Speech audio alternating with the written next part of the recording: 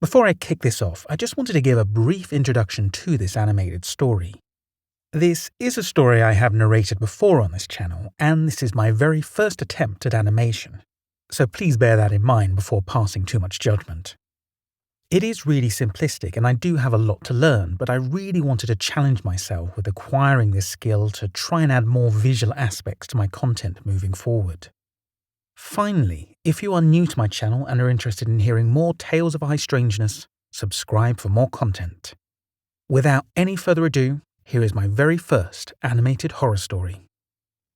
Cody has been a cowboy for more than 15 years. He works on a ranch near the border between Canada and the US. Cody is a no-nonsense kind of guy. If you want to make it as a cowboy, that's how it has to be, he told me. On a daily basis, he deals with lynx, wolves, moose, and coyotes without batting an eye. Really, this story isn't about Cody. It's about his horse.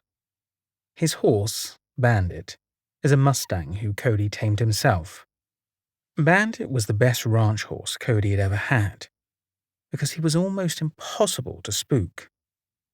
Even conditions like thunderstorms that would break out other horses didn't bother Bandit at all. Before the events of this story, Cody had only seen Bandit show fear on one occasion. It was a foggy, moonless night on the outskirts of the ranch when Bandit began to pin his ears back and started nervously shifting on the spot. Cody looked around for the source of Bandit's fear, and his torchlight shone on several pairs of glowing eyes in the distance. While Cody was distracted, they had been quietly surrounded by a pack of wolves.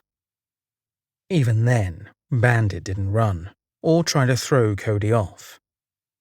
He waited for Cody's command, and when Cody shot his gun in the air, the wolves fled, and Bandit quickly calmed down. After this night, Cody had a firm belief that if Bandit was scared, something was terribly wrong. The story that Cody shared took place almost 2 years ago, but has stuck with him to this day. He and Bandit had spent a long day repairing fence posts and checking the perimeter of the ranch. Boring work, but someone had to do it, and they were about ready to head home. The day had snuck away from them, and the sun was beginning to drift downwards in the sky. Cody always liked the dusk. The way the moon made everything look silver filled him with a sense of nostalgia, and he would often idly chat to his horse while they made their way home. Basically, this guy was totally comfortable being out on his own at night, and so was Bandit. They did it all the time.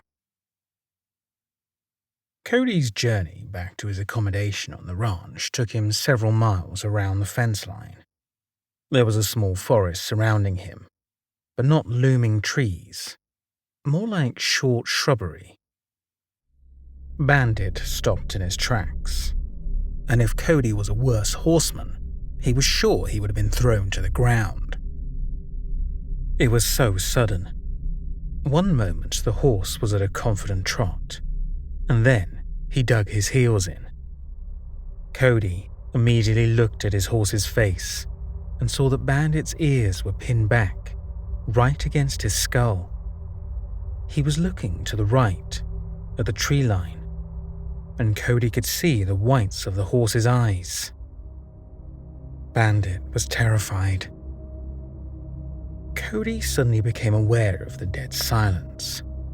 Usually, the twilight on the ranch had a soft soundtrack of crickets chirping and birds singing, but the air was so dead that he could have heard a pin drop.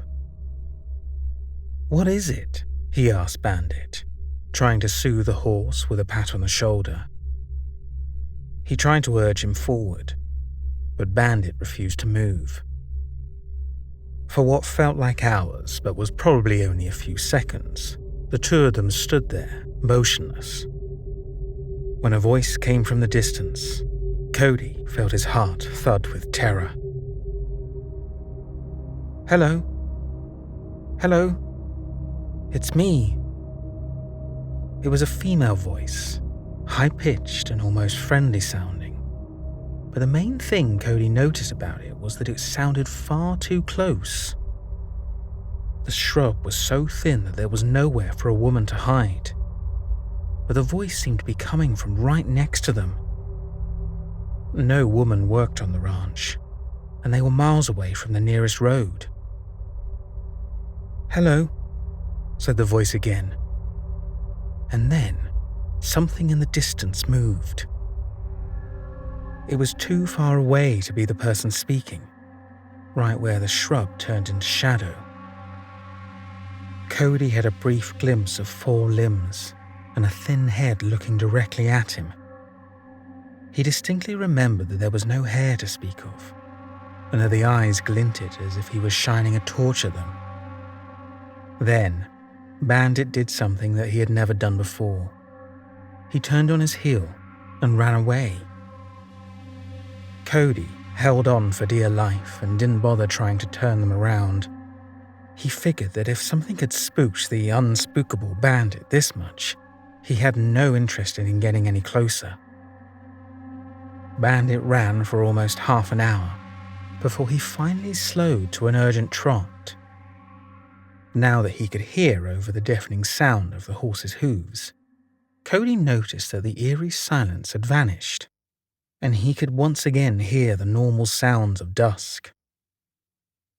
Until now, Cody had only told this story to one other person, a Native American man named Jack, who worked on the ranch with him.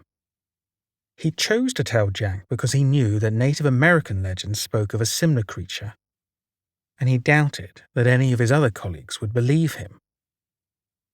He had a tough reputation, and didn't want anyone else to know how spooked he was if they wouldn't take him seriously.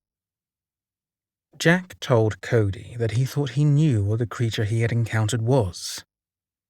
But one of the conditions of Cody allowing me to share his story was that I do not repeat the creature's name. Jack believed that saying the creature's name or speaking about it would draw the creature's attention. And after what Cody experienced that night, he agreed. Cody and Bandit have never seen the creature again, but Cody still keeps his gun loaded with a silver bullet, just in case. Thank you for watching this video. Again, if you enjoyed it, please don't forget to hit the like button, and if you don't already, subscribe to my channel. Don't forget to check out the content I am releasing on other platforms such as Instagram, Facebook, and Twitter. If you, or anyone else you know, has a story about anything related to high strangeness, please reach out to me with a brief description to stories@daredevil.com.